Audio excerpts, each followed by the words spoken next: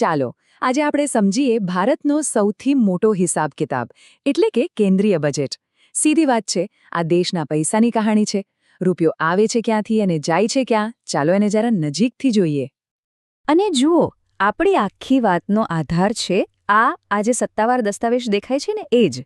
તો ચાલો આ આંકડાઓના જંગલમાં ખોવાયા વગર આપણે રસ્તો શોધીએ અને જોઈએ કે આખરે દેશની આર્થિક તસવીર છે કેવી. તો સૌથી પહેલાં સૌથી મોટા અને મુખ્ય આંકડાઓથી જ શરૂઆત કરીએ, કારણ કે પહેલાં એ સમજવું જરૂરી છે કે આ બજેટ એકચ્યુઅલી કેટલું વિશાળ છે. આ આંકડો જુઓ, 53 લાખ કરોડ રૂપિયાથી પણ વધારે. સાચું કહું તો આ રકમ એટલી મોટી છે ને કે એની કલ્પના કરવી પણ મુશ્કેલ છે. અને હા, આ આંકડો એટલે સરકારની કુલ આવક અને કુલ ખર્ચ બંને. એમ સમજો કે આખા દેશનું વાર્ષિક ફાઇનાન્શિયલ બ્લુપ્રિન્ટ છે આ. હવે કદાચ થશે કે આવક અને ખર્ચનો આંકડો એક સરખો કેવી રીતે? તો જુઓ, એકાઉન્ટિંગનો નિયમ જ એવો છે કે કાગળ પર તો બધું બેલેન્સ જ બતાવવું પડે, એટલે આમ તો બધું સંતુલિત લાગે. પણ શું હકીકતમાં પણ એવું જ છે? વેલ, આ સંતુલનની પાછળ એક બહુ જ રસપ્રદ વાત છુપાયેલી છે, જેના પર આપણે થોડી વારમાં આવીશું. તો પછી પહેલો સવાલ એ જ આવે કે આટલા બધા પૈસા આવે છે ક્યાંથી? ચાલો સરકારની તિજોરી ક્યાં ક્યાંથી ભરાય છે એના પર એક નજર નાખીએ. જો સરકારની જે આવક છે ને એના મુખ્યત્વે બે ભાગ છે. એક છે મહેસૂલી આવક, એટલે કે રેવન્યુ રિસિપ્ટ્સ. આમાં ટેક્સ જેવી નિયમિત આવક આવે. અને બીજો છે મૂડીગત આવક, કેપિટલ રિસિપ્ટ્સ.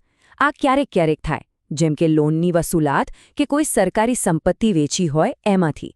અને ચાર્ટમાં એકદમ સાફ સાફ દેખાય છે કે મહેસૂલી આવક એટલે કે જે રેગ્યુલર કમાણી છે એ જ સરકારની આવકનો સૌથી મોટો હિસ્સો છે.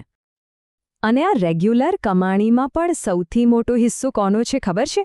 એ છે ટેક્સ, એટલે કે લોકો અને કંપનીઓ જે ટેક્સ ભરે છે એ.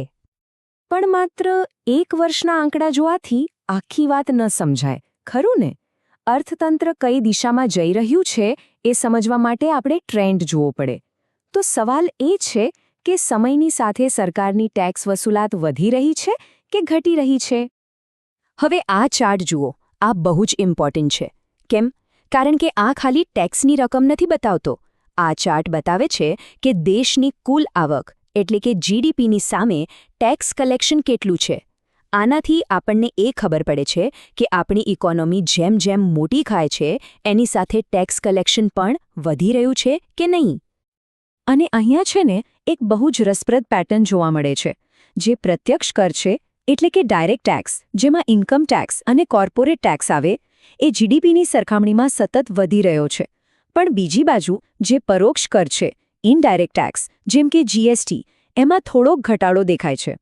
મતલબ કે આ બંને ટ્રેન્ડ એકબીજાથી બિલકુલ ઊંધી દિશામાં જઈ રહ્યા છે. તો આનો સીધો સાદો મતલબ શું થયો?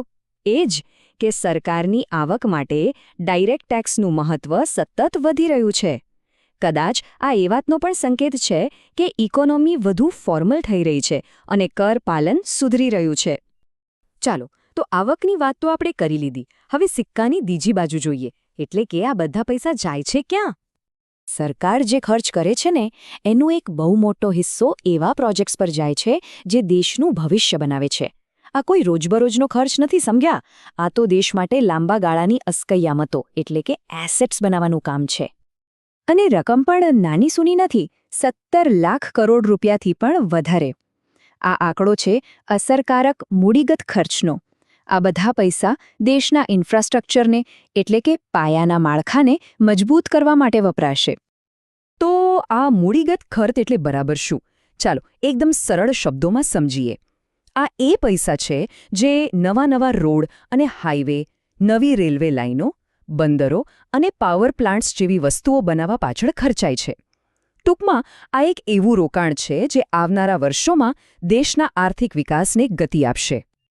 ઓકે, તો આપણે આવક જોઈ લીધી, ખર્ચ પણ જોઈ લીધો. પણ હવે આવે છે સૌથી મોટો અને સૌથી મહત્વનો સવાલ. શું સરકાર જેટલું કમાઈ છે એના કરતાં ખર્ચ વધુ છે? બસ અહીંથી જ ખાધ એટલે કે ડેફિસિટની વાત શરૂ થાય છે. તમને યાદ છે આપણે શરૂઆતમાં પેલી બેલેન્સ શીટની વાત કરી હતી, જ્યાં બધું બરાબર લાગતું હતું? તો એનું રહસ્ય હવે ખુલે છે. હકીકત એ છે કે સરકારની બધી આવક ભેગી કરીએ ને તો પણ એ કુલ ખર્ચને પહોંચી વળવા માટે પૂરતી નથી. અને આ જે ગેપ છે, જે તફાવત છે, એને ભરવા માટે ઉધાર લેવું પડે છે. અને આ જે ઉધાર લેવાની રકમ છે ને, બસ એને જ કહેવાય રાજકોષીય ખાધ અથવા ફિસ્કલ ડેફિસિટ. આને સમજવા માટે એક સિમ્પલ ઉદાહરણ લઈએ. માની લો કે કોઈ પરિવારની વાર્ષિક આવક કરતાં એમનો ખર્ચ વધી જાય, તો જે વધારાના પૈસા એમને ઉધાર લેવા પડે એ જ એમની ખાધ કહેવાય. બસ સરકાર માટે પણ આ જ સિદ્ધાંત કામ કરે છે. તો આ વર્ષ 2026-27 માટે સરકારને કેટલા ઉધાર લેવા પડશે? આશરે 17 લાખ કરોડ રૂપિયા. આ એટલી રકમ છે જે સરકારને બજારમાંથી ઉધાર તરીકે લેવી પડશે. જો કે ખાલી ફિસ્કલ ડેફિસિટ જ નથી હોતી.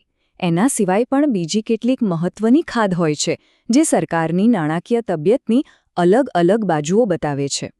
આ ટેબલમાં તમે બધી મુખ્ય ખાધ જોઈ શકો છો. પણ હા, એમાં રાજકોષીય ખાધ જ સૌથી મોટી અને સૌથી વધુ ચર્ચામાં રહે છે. તો આ આખા બજેટનો સાર શું નીકળે છે? જુઓ, એક બાજુ ભવિષ્ય માટે ઇન્ફ્રાસ્ટ્રક્ચરમાં જબરદસ્ત રોકાણ થઈ રહ્યું છે, જે સારી વાત છે. પણ બીજી બાજુ આ રોકાણ માટે મોટું દેવું પણ કરવું પડી રહ્યું છે. એટલે અંતે સવાલ એ જ છે કે શું આ રોકાણ ભવિષ્યમાં એટલું વળતર પેદા કરશે કે આ દેવું સરળ